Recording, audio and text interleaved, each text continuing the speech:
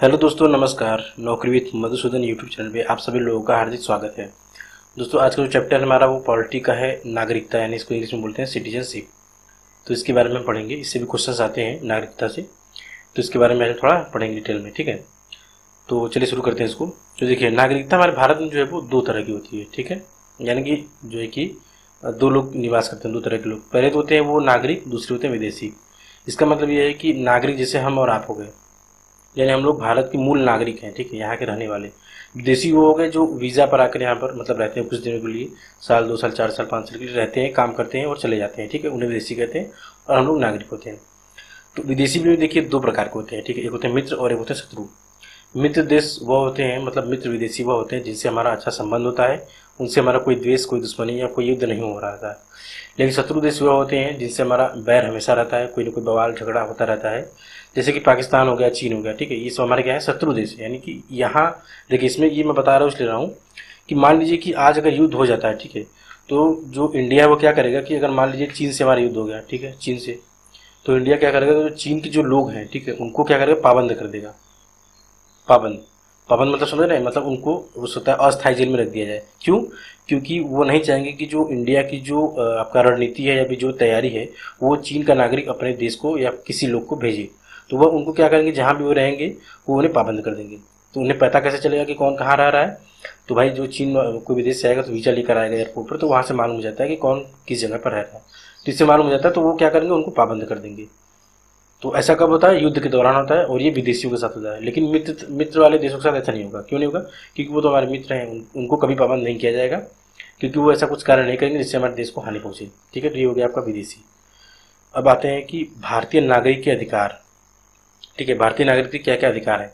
देखिए, कोई भी भारतीय धर्म, मूल, वंश, जाति, लिंग, जन्म स्थान से भेदभाव नहीं होता है। यानी अगर हम और आप भारतीय नागरिक हैं तो हमारे साथ धर्म के नाम पर, ठीक है, किसी मूल वंश के नाम पर, यानी जो हमारे पूर्व, मान लीजिए कि हम यहाँ के रहने वाले हैं और मेरे जो पूर्वज थे वो पाकिस्तानी थे, तो सिर्फ इस वजह से मेरे साथ भेदभाव नहीं किया जा सकता है कि मेरे पूर्वज पाकिस्तानी थे। मेरी जाति के आधार पर, मेरे लिंग के आधार पर, या मेरे जन्म स्थान, मान लीजिए कि मेरा जन्म लाहौर में हुआ था। मैं एक बात बता रहा हूँ कि भारत के बंटवारे के पहले मेरा जन्म लाहौर में हुआ था। तो बाद में मैंने भारत की नागरिकता प्राप्त कर ली, तो सिर्फ मेरे जन्म स्थान की वजह से मेरे साथ भेदभाव नहीं किया जा सकता है, क्योंकि मैं भारत का नागरिक हूँ, इसलिए मुझे वो सभी अधिकार हैं जो आपको हैं, ठीक। उसके बाद दूसरा है कि इसमें वाक्य स्वतंत्र, सम्मेलन, निवास, व्यवसाय। इसका मतलब यह है कि हम अगर भारतीय नागरिक हैं, यानी आप भारतीय नागरिक हैं, तो आपको वाक्य स्वतंत्र, यानी कि आप कुछ भी बोल सकते हैं। बस शर्ते हुआ जो है क्या होना चाहिए, कानून के दायरे में होना चाहिए। ऐसा नहीं कि आप किसी को गाली देने लगे, ऐसा नहीं होना चाहिए। वाक्य स्वतंत्र का मतलब है कि आपको संविधान के दायरे में रहकर, कानून के दायरे में रहकर कुछ भी कहने का, कुछ भी बोलने का अधिकार प्राप्त है। इसके अलावा आप कोई भी सम्मेलन कर सकते हैं भारत में कहीं पर भी, बस आपको स्थानीय प्रशासन से अनुमति लेनी पड़ती है, या अगर कोई विशेष व्यवस्था न लागू हो तो आप कोई भी सम्मेलन कर सकते हैं। इसके अलावा निवास और व्यवसाय का भी अधिकार है, यानी हम भारत में कहीं पर भी रह सकते हैं, जमीन लेकर किराए पर या कैसे भी भारत में कहीं भी निवास कर सकते हैं। इसके अलावा भारत में कहीं पर भी व्यवसाय, किसी भी तरह का व्यवसाय कर सकते हैं, बस वह व्यवसाय इलीगल ना हो, ठीक है, यानी कि गैर कानूनी व्यवसाय ना हो। उसके बाद हमें संस्कृति और शिक्षा का भी अधिकार है, ठीक है। हम भारत के नागरिक हैं तो हमें संस्कृति और शिक्षा का पूरा अधिकार है। उसके बाद है लोकसभा और राज्यसभा, ठीक है। तो इसका मतलब यह है कि रोज लोकसभा और राज्यसभा में हमें चुनाव लेने का, ठीक है, चुनाव लड़ने का और वोट करने का, ठीक है, वोट करने का, वोट करने का क्या है, अधिकार है। देखिए, ये क्या है कि ये जो चीजें हैं ये विदेशी को नहीं प्राप्त है, ठीक है, विदेशियों को नहीं प्राप्त है। ये किसको प्राप्त है? हम लोगों को, ठीक है, भारतीय लोगों को। तो हम क्या कर सकते हैं कि लोकसभा और राज्यसभा दोनों में चुनाव, मतलब वोट दे सकते हैं, अगर हम सक्षम है तो, 18 वर्ष के हैं तो। या फिर हम इनके अकॉर्डिंग अगर लड़ने लायक है चुनाव तो हम लड़ भी सकते हैं, ठीक है, हमें कोई रोक नहीं सकता है। हो सकते हैं हमारे ऊपर किसी भी तरह का न्यायालय द्वारा कुछ घोषित न हुआ हो, ठीक है, कानूनी रूप से। उसके बाद संसद एवं राज्य विधानमंडल का चुनाव। इसका मतलब यही हुआ कि संसद और राज्य के जो विधानमंडल के चुनाव होते हैं, ठीक है, जैसे विधायक विधायक का हो गया और विधान परिषद के चुनाव होते हैं, किसी भी चुनाव को आप लड़ सकते हैं। आपकी उम्र होनी चाहिए, मतलब नियम कानून के अंदर आप रहकर, अगर आप भारत के नागरिक हैं तो आप कोई भी चुनाव भारत में लड़ सकते हैं, वोट दे सकते हैं। इसके अलावा आप भारत के राष्ट्रपति, उपराष्ट्रपति, जज, राज्यपाल इत्यादि बन सकते हैं, ठीक है। यानी कि आप भारत के नागरिक हैं तो आप राष्ट्रपति भी बन सकते हैं, आप उपराष्ट्रपति भी बन सकते हैं, जज भी बन सकते हैं, राज्यपाल भी बन सकते हैं, यानी सभी सरकारी संस्था, ठीक है, सरकारी संस्था पद ग्रहण कर सकते हैं। बस इनका जो नियम है वो आपको पालन करना होगा, ठीक है। उसके अलावा आप किसी भी सरकारी संस्था के पद ग्रहण कर सकते हैं। उसके बाद है आपका निर्वहन। ठीक है, निर्वहन का मतलब ये है कि हम भारत के नागरिक हैं तो हमारे भी कुछ कर्तव्य बनते हैं ना भाई भारत के प्रति। तो वह क्या कर्तव्य है वो देख लीजिए। पहला कर भुगतान, यानी कि अगर हम भारत के नागरिक हैं तो हमें जो जो कर लगाए गए हैं हमारे ऊपर, ठीक है, चाहे जिस प्रकार के कर हों, पानी बिजली या किसी भी चीज़ के कर हों, वो हमें देने पड़ेंगे। दूसरा है कि राष्ट्रीय ध्वज, राष्ट्रगान इत्यादि का सम्मान करना। मतलब हम भारत के नागरिक हैं तो हमें भारत का जो ध्वज है, राष्ट्रगान और जो जो भी चीज़ें मतलब भारतीय राष्ट्रीय रूप से हैं, हमें उनका सम्मान करना होगा। अगर हम उनका अपमान करते हैं तो हमारे खिलाफ एक्शन हो जाएगा। उसके बाद है देश की रक्षा करना। ठीक है, आपकी प्रथम कर्तव्य है देश की रक्षा करना, यानी कि ऐसा इसका मतलब यह है कि आप किसी विदेशी मतलब कि व्यक्ति के साथ कोई भी देश का कुछ मतलब इंपॉर्टेंट चीज़ या ऐसी चीज़ शेयर नहीं कर सकते हैं या नहीं करेंगे आप जिससे कि हमारे देश को हानि हो, यानी ये भी एक तरह से क्या होगी आपकी देश की रक्षा के अंतर्गत आता है। उसके बाद भारतीय कानून का पालन करना, जो भारतीय कानून और संविधान में बनाए गए हैं आपको उनका पालन करना होगा। नहीं करते हैं तो भी आपको मतलब कि आपके खिलाफ एक्शन लिया जाएगा। तो ये क्या हो गया हमारा निर्वहन हो गया। निर्वहन का मतलब कि हमें ये सब करने पड़ते हैं भारत का नागरिक बनने के बाद। अच्छा, उसके बाद है भारतीय नागरिकता का अर्जन। इसका मतलब ये है कि भारतीय नागरिकता हमें कैसे प्राप्त हो सकती है या हमें कैसे प्राप्त है। भारतीय नागरिकता कब पारित हुआ था? यह पारित हुआ था सर्वप्रथम 1955 में पारित हुआ था। ठीक है, इसके तहत हमें कई नियम बताए गए हैं कि कैसे हमें भारतीय नागरिकता मिल सकती है और कैसे मेरी भारतीय नागरिकता समाप्त हो सकती है। ठीक है, सबसे पहला देखिए इसमें जन्म से, तो इसमें पहला पॉइंट है कि 26 जनवरी 1950 को या बाद में। ठीक है, यानी कि जब हमारा देश में गणतंत्रता लागू हुआ था, ठीक है, संविधान लागू हुआ था, उसके बाद अगर आप जन्म लिए हैं तो आप यहाँ के नागरिक हैं। ठीक है, या उसी दिन जन्म लिए तो भी आप इस देश के नागरिक हैं। उसके बाद है कि मान लीजिए इसके पहले वालों को क्या होगा, मतलब जो नेहरू लोग थे, गांधी लोग थे, सब तो पहले के थे, तो उनके लिए भी तो नियम कुछ बने होंगे ना, मान लीजिए कि जो जीवित थे। तो इसमें देखिए नियम है कि 1 जुलाई 1947 से पूर्व जन्मा, ठीक है, पूर्व जन्मे हो, मतलब उससे पहले जन्म लिया हो, माता पिता की राष्ट्रीयता के आधार पर उन्हें भारतीय नागरिक माना जाएगा। मान लीजिए कि महात्मा गांधी आपके थे, ठीक है, महात्मा गांधी थे, तो उनकी जो जन्म तिथि थी उस 1947 से पहले थी, तो उनको भारतीय नागरिकता कैसे मिलेगी या कैसे माना जाएगा वो भारतीय थी? तो उनके माता पिता के राष्ट्रीयता के तौर पे, यानी कि उनके माता पिता भी तो भारत में ही रह रहे थे, तो उनके आधार पर इनको नागरिकता मिल गई। ठीक है, ऐसे ही जितने भी लोग थे 1947 के पहले जन्म लिए थे उनको उनके माता पिता के राष्ट्रीयता के तौर पर मिला था नागरिकता। उसके बाद है भारत में जन्म हो किंतु माता पिता भारतीय हों। इसका मतलब यह है कि मान लीजिए कि आप भारत में जन्म लेते हैं, लेकिन ये कंपलसरी होना चाहिए कि आपके माता या पिता कोई भी एक भारतीय हो। ऐसा नहीं है मान लीजिए कि मैं ही हूँ, ठीक है, मेरे माता और पिता दोनों क्या हैं, अमेरिका से हैं, और वो यहाँ पर घूमने आते हैं और उनका जन्म हो जाए, मतलब मेरा जन्म हो जाता है। ठीक है, मतलब कि मेरे माता पिता यहाँ पर आते हैं घूमने और मेरा इंडिया में क्या होता है, जन्म हो जाता है। तो इसका मतलब ये नहीं कि मेरा इंडिया में जन्म हो गया तो मैं भारतीय नागरिक हो गया, नहीं, ऐसे नहीं मिलेगा। मेरा भारतीय नागरिक मुझे तभी मिलेगी जब मेरे माता या पिता में से कोई एक क्या हो, पहले से ही भारतीय नागरिक हो। मान लीजिए मेरे पिता जो है क्या थे, इंडियन थे, मेरी माता जी अमेरिका की थी और हम पैदा हुए भारत में। ठीक है, तो मुझे भारत की नागरिकता मिल जाएगी। क्यों? क्योंकि मेरे पिता भारतीय थे। ठीक, तो ये आपको समझ में आ गया होगा। उसके बाद राजनयिकों के नहीं। इसका मतलब यही है कि मान लीजिए भारत में परिवार को आकर रह रहा है कि 2 परिवार आकर रह रहे हैं भारत में और उनको एक बच्चा हो जाता है, तो उस बच्चे को भारतीय नागरिकता नहीं मिलेगी। क्यों? क्योंकि वो भारतीय राजनयिक है, यानी कि वो विदेश के रहने वाले हैं। बच्चा यहाँ पैदा होने से नागरिकता नहीं मिलेगी। ठीक है, उसके नियम ये है कि आपको माता पिता में से किसी एक का भारतीय होना जरूरी होता है। उसके बाद है दूसरा, देखिए वंश के आधार पर। ठीक है, इसका मतलब यह है कि भारत के बाहर जन्म हुआ हो 1992 से पूर्व, लेकिन वंश क्या हो, भारत हो। इसका मतलब यह है कि 1992 से पूर्व, ठीक, 1992 से पूर्व क्या हो, भारत के बाहर जन्म हुआ हो, भारत के बाहर, लेकिन जो आपका वंश है यानी कि माता पिता वो क्या है, भारतीय हो। माता पिता या हमारे दादा दादी कोई भी मतलब वंश जो हमारा क्या है, भारतीय हो, लेकिन मेरा जन्म कहाँ हो गया, विदेश में। मान लीजिए कि मेरे माता पिता मुझे पढ़ाने के लिए विदेश लेकर गए हैं, या फिर यूँ समझ लीजिए कि मेरे माता पिता बाहर किसी कंपनी में काम करते हैं, मान लीजिए अमेरिका में काम करते हैं, और उस दौरान मेरा जन्म हो जाता है, तो मुझे उनकी नागरिकता के आधार पर, मेरे माता पिता भारतीय हैं तो उनके नागरिकता के आधार पर मुझे भी भारत की नागरिकता मान लिया जाएगा। ऐसा नहीं कि मैं अमेरिका में पैदा हुआ हूँ तो वहाँ का अधिकार मुझे मिल गया, नहीं, मुझे भारत की नागरिकता मिलेगी। उसके बाद है, उसका दूसरा पॉइंट है कि किसी अन्य देश की नागरिकता ना हो। इसका मतलब यह है कि मान लीजिए मैं अमेरिका में पैदा हुआ हूँ और मुझे मान लीजिए कि वहाँ की नागरिकता मिल जाती है, तो भारत में आने पर मुझे यहाँ की नागरिकता, ऐसा नहीं कि यहाँ की मिल जाएगी, ठीक है, यहाँ की नहीं मिली। क्यों? क्योंकि आप तो ऑलरेडी अमेरिका के नागरिक हैं, तो मैं आपको नागरिकता क्यों दूँ? इसके लिए आपको अमेरिका की जो नागरिकता है उसको त्याग करना हो, यानी उसको छोड़ना होगा, तब जाके आप इसके इंडिया के नागरिक बनेंगे। तीसरा है पंजीकरण द्वारा।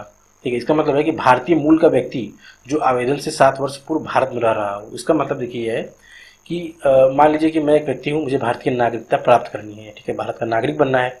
तो मेरे मतलब मुझे करना क्या होगा कि मुझे अप्लाई करने से 7 वर्ष पहले तक भारत में रहना होगा। यानी मान लीजिए मैं आज भारत में रह रहा हूँ और मैं भारत का नागरिक तभी बनूंगा या अप्लाई करूंगा जब मैं 7 वर्ष हो जाएंगे, ठीक है। 7 वर्ष हो गए मुझे भारत में रहते लगातार। उसके बाद मैं क्या करूंगा, आवेदन करूंगा, इसकी जांच पड़ताल होगी, उसके बाद मुझे भारत का नागरिक मान लिया जाएगा। उसके बाद जिसने भारतीय मूल से विवाह किया हो, 7 वर्ष से भारत में रह रहा हो। इसका मतलब यह है कि कोई व्यक्ति, ठीक है, कोई व्यक्ति हो जो कि विदेश से आकर के भारत में एक महिला से शादी कर लेता है, ठीक है, और उसके बाद वो 7 वर्ष तक उसके साथ ही रहता है भारत में, ठीक है, 7 वर्ष तक उसके साथ रहता है। तो ये जो कोई व्यक्ति था, इसको भारतीय नागरिकता मिल जाएगी। क्यों? क्योंकि वो भारतीय महिला के साथ 7 वर्षों तक भारत में ही रह रहा है, ठीक है। ये नियम है कि 7 वर्ष से भारत में रहेगा तो भारतीय मूल से विवाह किया रहेगा तो उसको भारतीय नागरिकता मिल जाएगी।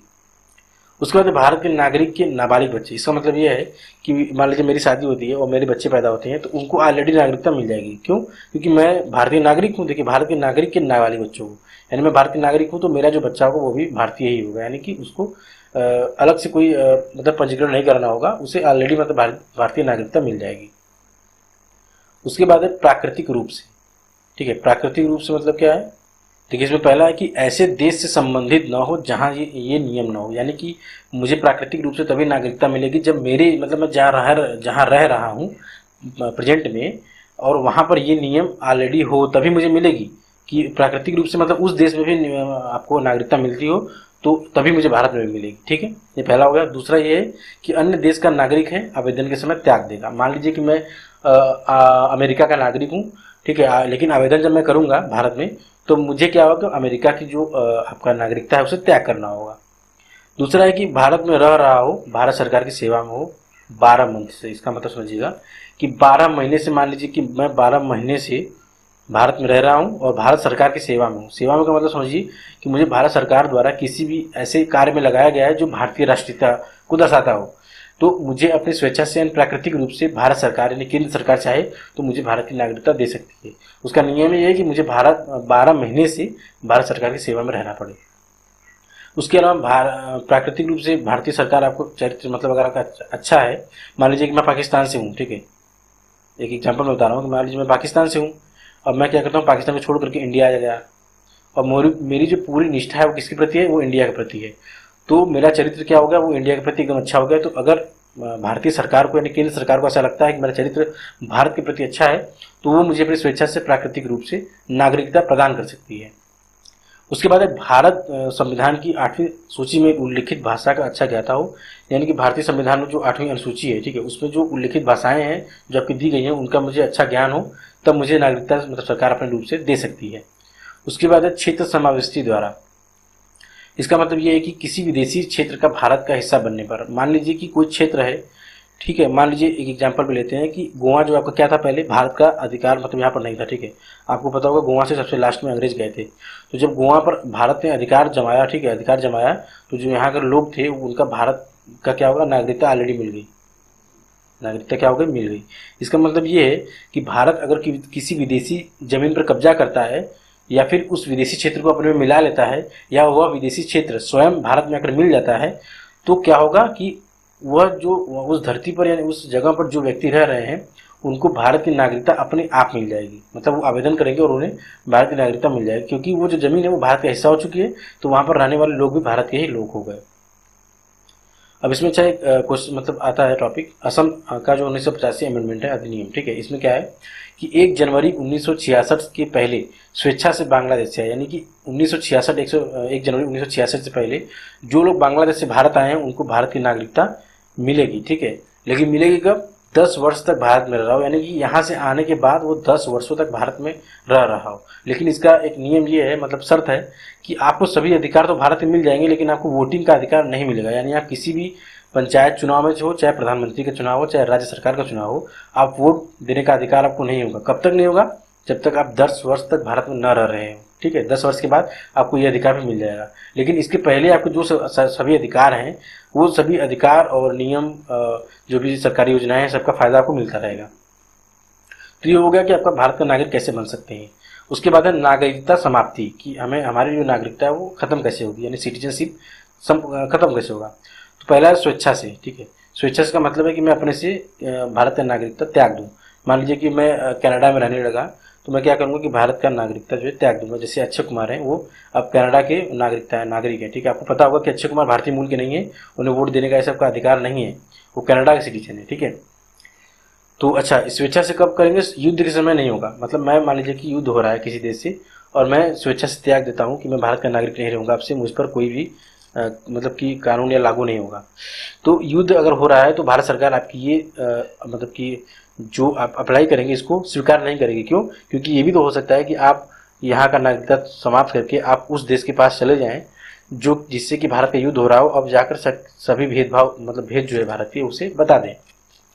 तो युद्ध के समय आपको मतलब त्याग पत्र नहीं मिलेगा आपको, ठीक है। आप भले आपको दे दीजिए स्वेच्छा से, लेकिन आपको मिलेगा नहीं, ठीक है। मिलेगा तभी जब युद्ध समाप्त हो जाएगा। उसके बाद देखिए, बच्चों के भी खत्म होती है, किंतु 18 वर्ष हो जाने पर पुनः मिल जाती है। इसका मतलब ये है कि आप मान लीजिए कि मैं हूँ, मैंने भारत का नागरिकता त्याग कर दिया, तो जो मेरे बच्चे हैं उनकी भी नागरिकता समाप्त हो जाएगी। लेकिन वो नाबालिग हैं अगर, तो 18 वर्ष पश्चात वो अप्लाई करेंगे कि मतलब मुझे भारत का नागरिक बनाया जाए, तो भारत मतलब जो इंडिया है वो बिना शर्त के इन्हें भारतीय नागरिक मान लेगी। लेकिन मान लीजिए कि मेरा बच्चा ऑलरेडी 18 साल का है और मैं भारत के उससे त्याग पत्र देता हूँ, तो इसकी सिटीजनशिप खत्म नहीं होगी। क्यों? क्योंकि ये तो भारतीय नागरिक हो चुका है, मतलब ये बालिग है, ये भारतीय नागरिक ऑलरेडी है, तो इसको अपना निर्णय स्वयं लेने का अधिकार है। सिर्फ मेरे निर्णय से इसका मतलब कि नागरिकता समाप्त नहीं किया जा सकता है। हाँ, नाबालिग है तो समाप्त किया जाएगा, लेकिन 18 वर्ष होने के बाद वो अगर अप्लाई फिर से करता है कि मतलब वो मेरे माता पिता की मर्जी थी, मेरी मर्जी नहीं थी, मुझे भारतीय नागरिक बनाया जाए, तो उसको बना दिया जाएगा। दूसरा बर्खास्तगी के द्वारा। इसका मतलब है कि अन्य देश की नागरिकता ग्रहण करने पर, ठीक है। मान लीजिए कि मैं अभी इंडिया का हूँ और यहाँ का मुझे नागरिकता प्राप्त है, मान लीजिए मैं अमेरिका का प्राप्त भी कर लेता हूँ, तो भारत सरकार को मालूम होने पर वो मुझे बर्खास्त कर देगा, ठीक है। नागरिकता मेरी मुझे ऑलरेडी मतलब बर्खास्त कर देगा, मुझे अपनी नागरिकता से हटा देगा। उसके बाद तीसरा है वंचित करने द्वारा, ठीक है। इसका मतलब ये है, इसमें कई पॉइंट है। पहला है कि फर्जी तरीके से, मतलब कि अगर मान लीजिए कि मैं फर्जी तरीके से इसमें अप्लाई किया हूँ नागरिकता के लिए, मैंने फर्जी तरीके से अप्लाई कर दिया और मैं भारत का नागरिक बन गया, लेकिन बाद में पता चला कि मैं यहाँ का नागरिक नहीं था, मतलब मैंने फर्जी डॉक्यूमेंट या जो भी लगा करके यहाँ का नागरिक बना हूँ, तो मुझे मतलब बाहर का रास्ता दिखा दिया जाएगा, यानी कि मेरी नागरिकता खत्म कर दी जाएगी। इसका एक एग्जाम्पल क्या है, आपका असम में आपका लागू हुआ है क्या, CA, आपको पता होगा, सिटीजनशिप अमेंडमेंट बिल। इसमें आपका 19 लाख लोग, ठीक है, बाहर हुए हैं। 19 लाख, इतने लोग बाहर हो गए हैं क्योंकि इनके डॉक्यूमेंट सही नहीं थे। यानी एक तरह से ये सरकार के द्वारा सरकार ने मतलब ये बताया कि इनके जो डॉक्यूमेंट थे वो फर्जी थे। उसके बाद है संविधान के प्रति अनादर। इसका मतलब ये कि जो भारतीय संविधान बनाए गए हैं, तो संविधान में अगर मुझे किसी चीज़ से आपत्ति है तो मैं उसको भारतीय मतलब कि कानून के अनुसार उसको सुधारने की या अपनी बात रखने की प्रयास करूंगा, लेकिन उसकी अनादर नहीं करूंगा। ऐसा नहीं है कि भारत में संविधान में जो उल्लिखित है मैं उसके प्रति कुछ अनाप शनाप या गलत लिखूं या बोलूं, तो उसके आधार पर भी मुझे वंचित करके नागरिकता समाप्त की जा सकती है। उसके बाद युद्ध के दौरान शत्रु के साथ गैर कानूनी संबंध। इसका मतलब ये कि मान लीजिए मेरा चीन के साथ युद्ध चल रहा है, ठीक है, भारत का चीन के साथ युद्ध चल रहा है, और मैं क्या करता हूँ कि कोई भी गैर कानूनी संबंध बनाता हूँ चीन के लोगों के साथ, तो मेरी नागरिकता बर्खास्त कर दी जाएगी। क्यों? क्योंकि मैंने अपने दुश्मन का साथ दिया है, उसके साथ तालमेल बिठाया। उसके बाद पंजीकरण प्राकृतिक नागरिकता के 5 वर्ष के दौरान 2 वर्ष की कैद हुई हो किसी अन्य देश में। इसका मतलब ये है कि मान लीजिए मैंने पंजीकरण या प्राकृतिक द्वारा नागरिकता प्राप्त कर ली, ठीक है, 5 वर्ष अगर पूरे नहीं हुए उसके पहले ही मुझे किसी अन्य देश में 2 वर्ष की जेल हो जाती है, ठीक है। उसके पहले होगी तो नहीं, 2 वर्ष तक की जेल होगी अगर, तो मेरी नागरिकता दोबारा समाप्त कर दी जाएगी। क्यों? क्योंकि इसका मतलब मैंने कोई अपराध किया तभी मुझे वहाँ पर सजा मिली है, तो मुझे यहाँ पर मेरी नागरिकता यहाँ से छीन ली जाएगी। उसके बाद है नागरिक सामान्य रूप से 7 वर्ष से भारत के बाहर रह रहा हो। इसका मतलब है कि मान लीजिए कि मैं अभी भारत में हूँ और 7 वर्ष से मैं भारत के बाहर रहने लगा सामान्य रूप से, मतलब कभी आया गया नहीं, कोई मतलब नहीं रखा, तो मेरी भारतीय नागरिकता अपने आप समाप्त कर दी जाएगी। अच्छा, उसके बाद है कि एकल नागरिकता, यानी हमारे जो देश है उसमें एकल नागरिकता। इसका मतलब ये है कि जैसे आपका अमेरिका हो गया, ठीक है, यहाँ पर क्या है, अमेरिका में आपकी 2 नागरिकता है। पहला है आपका राष्ट्रीय तौर पे और दूसरा है राज्य तौर पे। इसका मतलब ये है कि आपको राष्ट्रीय तौर पर भी नागरिकता लेनी पड़ेगी और राज्य के स्तर पर भी नागरिकता लेनी पड़ेगी। लेकिन हमारे भारत में क्या है कि आपको एक ही नागरिक बनना पड़ेगा। इसका मतलब है कि आप भारत के नागरिक हैं तो आपको सभी सुविधाएं मिलेंगी। इसका मतलब फ़ायदा देखिए ये है कि जो हमारे देश में जो नागरिकता है वो एकल है, तो उसका फ़ायदा ये है कि हम भारत में कहीं पर भी, मतलब भारत के किसी भी राज्य में, किसी जिले में जाकर ज़मीन ले सकते हैं, रह सकते हैं, निवास करते हैं सकते हैं, व्यवसाय कर सकते हैं, पढ़ाई लिखाई कुछ भी कर सकते हैं, कानूनी रूप से कुछ भी कर सकते हैं। मुझे मतलब वहाँ से अलग से परमिशन नहीं लेनी पड़ेगी। मतलब वहाँ, मतलब कि मान लीजिए उत्तर प्रदेश से हूँ मैं, जाकर मुझे बिहार कोई व्यवसाय करना है या रहना है, तो ऐसा नहीं है कि मुझे बिहार की सरकार से जा करके नागरिकता प्राप्त करनी होगी, ऐसा नहीं होगा। लेकिन अमेरिका में क्या है कि अमेरिका में अगर आप रहे किसी अन्य राज्य में जाते हैं, अमेरिका देश के किसी अन्य राज्य में अगर जाते हैं आप, तो वहाँ पर आपको उस राज्य से भी नागरिकता प्राप्त करनी होगी, तभी आप वहाँ पर रह सकते हैं। लेकिन हमारे देश में ऐसा नहीं है। ऐसा इसलिए किया गया क्योंकि ऐसे भेदभाव की भावना उत्पन्न नहीं होगी। ठीक है, तो ये आपका होगा क्या, सिटीजनशिप यानी कि नागरिकता। तो हमें उम्मीद है कि ये वीडियो आपको पसंद आएगी। अगर पसंद आएगी तो एक लाइक कीजिएगा, और अगर नए आए होंगे तो हमारे चैनल को सब्सक्राइब कीजिएगा। और इसमें मतलब एक चीज़ मैं आपको और बताना चाहता हूँ कि मेरे जो है कि 400 सब्सक्राइबर्स पूरे हो गए, 400 प्लस, जिसकी मुझे बहुत ही खुशी है कि मेरा चैनल ग्रोथ कर रहा है, और आप लोगों की दुआ है तो ऐसे ही और आगे बढ़ता रहेगा, और आपको मैं ऐसी ही शिक्षा प्राप्त करता रहूँगा या देता रहूँगा। ठीक है, तो वीडियो पसंद आएगी तो देखिए लाइक कीजिएगा, बस इतना ही मांग रहा हूँ, और चैनल को सब्सक्राइब कीजिएगा। मिलेंगे अगले वीडियो में, तब तक के लिए धन्यवाद।